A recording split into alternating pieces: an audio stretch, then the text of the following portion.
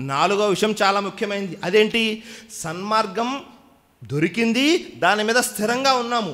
ఆ తర్వాత ఈ సన్మార్గంలో ప్రయాణం చేస్తూ గమ్యం దొరకాలి. ఏమిటా గమ్యం? స్వర్గం దొరకాలి. ఇహలోకంలో సన్మార్గం దొరికింది, కానీ పరలోకంలో స్వర్గం దొరక్కపోతే ఇంక దానివల్ల ప్రయోజనం ఏముంది? ఎందుకని?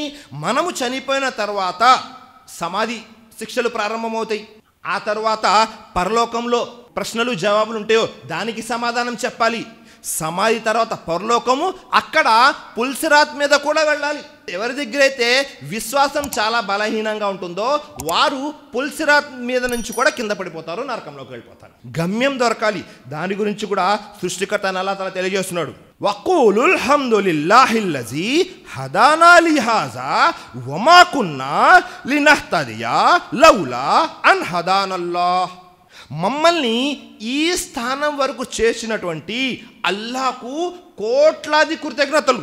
అల్లాహే గనక మాకు మార్గదర్శకత్వం వహించకుండా ఉంటే మేము ఎన్నటికీ ఈ స్థితికి చేరే వాళ్ళము కాము. అల్లాహ్ స్వర్గంలో ఉన్నటువంటి స్వర్గవాసులు తెలియజేస్తున్నారు, మమ్మల్ని ఈ స్థితికి, అంటే స్వర్గంలో ఏ స్థానం అయితే ప్రసాదించాడో ఆ స్థితికి మమ్మల్ని చేర్చినటువంటి అల్లాహకు కోట్లాది కృతజ్ఞతలు. ఎందుకని? ఒకవేళ అల్లాహనే మార్గం చూపకుండా ఉన్నట్లయితే మేము ఈ స్థితికి చేరే వాళ్ళము కాము. హిదాయత్ అనేది సామర్థ్యం నుండి ప్రారంభమవుతుంది, దాని యొక్క ముగింపు గమ్యంతో ముగుస్తుంది. ఈ 4 విషయాలు చాలా ముఖ్యమైనవి. మరి ఈ 4 విషయాలు హిదాయత్ యొక్క రకాలు. మరి హిదాయత్ ఎవరికి దొరుకుతుంది? ఇది చాలా ముఖ్యమైన ప్రశ్న. ప్రస్తుత కాలంలో అసలు హిదాయత్ ఎవరికి దొరుకుతుంది, ఎలాంటి వాళ్ళకు దొరుకుతుంది, మనము ఏ విషయాలను అనుసరిస్తే మనకు సన్మార్గం హిదాయత్ దొరుకుతుంది అనేది చాలా ముఖ్యమైనటువంటి విషయం. ఎలాంటి విషయం అంటే దీనికి దాదాపుగా 10 సూత్రాలు ఉన్నాయి. మనకు సన్మార్గం దొరకడానికి కొరకు మనం ఏం చేయాలి? ఈ 10 సూత్రాల్లో మొట్టమొదటిది ఏమిటో తెలుసా? సన్మార్గం పొందాలి అంటే ముందు మన మనసులో తపన ఉండాలి. సన్మార్గం ఎలాగైనా స్వీకరించాలి, సత్యాన్ని స్వీకరించాలి అన్న తపన ఉండాలి. రెండవది, ఆ సన్మార్గం ఏదైతే మనం సన్మార్గం స్వీకరించాలనుకుంటున్నామో అది ఆధారంతో కూడినది ఉండాలి, దలీల్తో ఉండాలి. ఎక్కువ మంది ఏం చేస్తున్నారు అనే ప్రాతిపదిక పైన కాదు, ఎక్కువ మంది తక్కువ మంది అనేది కాదు. ఎందుకంటే సమాజం చూస్తుంటాము, మెజారిటీ పీపుల్ ఏది చేస్తే మిగతా వాళ్ళు అదే చేసుకుంటూ వెళ్ళిపోతుంటారు. అంతమంది చేస్తున్నారంటే అది సరైందే అయి ఉంటుందిలే అనే ఆలోచన. కాబట్టి రెండో విషయము మెజారిటీని కాదు, అధిక సంఖ్యను కాదు, దలీల్ని చూడాలి, అంటే ఆధారాన్ని చూడాలి. మూడవది, అసలు ఆధారం అంటే ఏంటి? ఆధారము అంటే ఖురాన్ మరియు సున్నత్, ఈ 2 కూడా ఆధారాలు. మూడో విషయము. నాలుగో విషయము, ఆధారం వచ్చేసింది మన దగ్గర, ఖురాన్ మరియు సున్నత్ యొక్క జ్ఞానం వచ్చేసింది.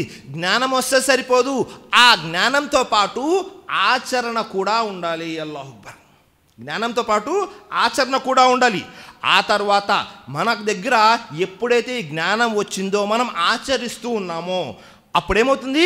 మన మనసుతో కూడా పోరాటం చేయవలసి వస్తుంది. మనసు మరొక విషయం వైపు మనం ప్రోత్సహిస్తుంటుంది, కాబట్టి మనసుతో కూడా పోరాటం చేయాలి ఆచరణ చేసేటప్పుడు. ఏడో విషయం, ఎప్పుడైతే మనము మనసుతో పోరాడుతూ ఉంటామో అలాంటప్పుడు అల్లాహపై తవక్కల్ ఉంచాలి, అల్లాహపై నమ్మకం ఉంచాలి. అల్లాహ్ ఎట్టి పరిస్థితుల్లో నన్ను ఈ సన్మార్గంపై ఉంచుతాడు అని, సహాయం చేస్తాడు అని.